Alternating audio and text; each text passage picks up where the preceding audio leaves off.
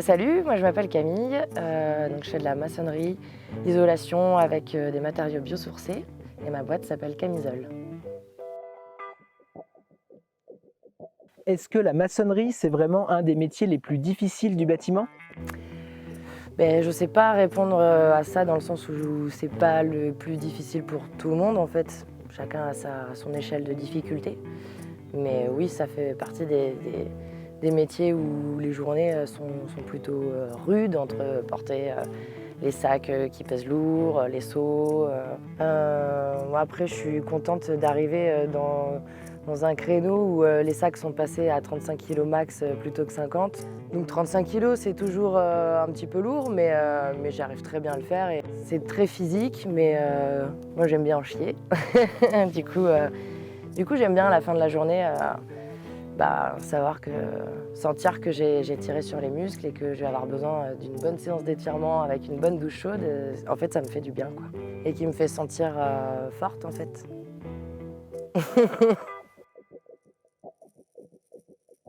Et qu'est-ce qui vous a donné envie de faire ce métier?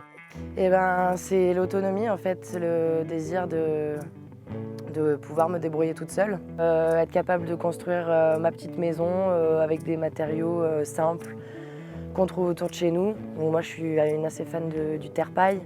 En fait, à 19 ans, j'ai travaillé dans une association en Bretagne où, en gros, c'était un gros collectif. On habitait tous dans une ferme.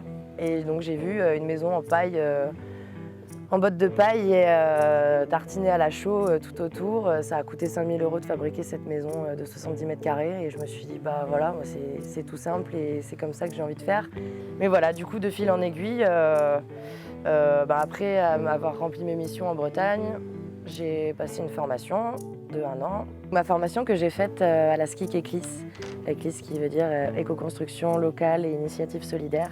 Et donc j'ai été diplômée, ce qui m'a permis d'ouvrir ma boîte Camisole, où du coup, en fait, je retrouve ce côté chantier participatif avec mes clients qui, eux, voudraient faire eux-mêmes, mais ont besoin de quelqu'un qui a les connaissances pour. Donc du coup, moi je les aide, je leur explique comment fonctionnent les matériaux, comment les mettre en œuvre, et puis ils le font avec moi. Donc on retrouve ce côté chantier participatif. Vous nous avez parlé de terre, de paille, de chaux. Vous êtes maçon et vous ne travaillez pas le béton? Non, c'est même la première chose que je fais généralement, c'est l'enlever. Parce que c'est généralement lui qui crée des problèmes de remontée d'humidité. Parce que c'est un matériau qui est complètement imperméable à la vapeur d'eau. Donc dans le béton, généralement, je l'enlève, ouais. Et je ne le remets pas. Non, les matériaux que j'utilise en fait, permettent au bâtiment de respirer et d'avoir une inertie, donc de garder en fait, les calories, la chaleur de la pièce et de moins allumer le chauffage, le mettre moins fort ou même des fois voir quand on est au poêle à bois, ne pas le rallumer pendant 2-3 jours, c'est arrivé. Donc c'est des sacrées économies d'énergie. C'est peut-être plus cher à l'achat sur le début, mais au fil des années, en fait, on s'y retrouve vraiment au niveau des économies de chauffage. On pense souvent aux maçons pour des projets de construction, mais moins pour des projets de rénovation.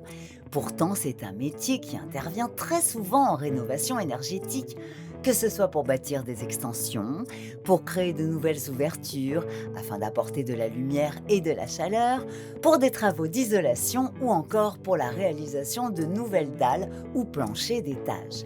C'est un métier exigeant car il demande une bonne condition physique ainsi qu'une certaine tolérance aux conditions climatiques. Mais c'est aussi un métier très vaste et passionnant car il fait partie de ceux pour lesquels l'impact journalier du travail effectué est le plus visible et gratifiant. Métier ancien s'il en est, il a su évoluer et la pluralité des matériaux désormais utilisés, qu'ils soient biosourcés anciens, conventionnels ou très modernes, permettent à chacun de trouver sa spécialité.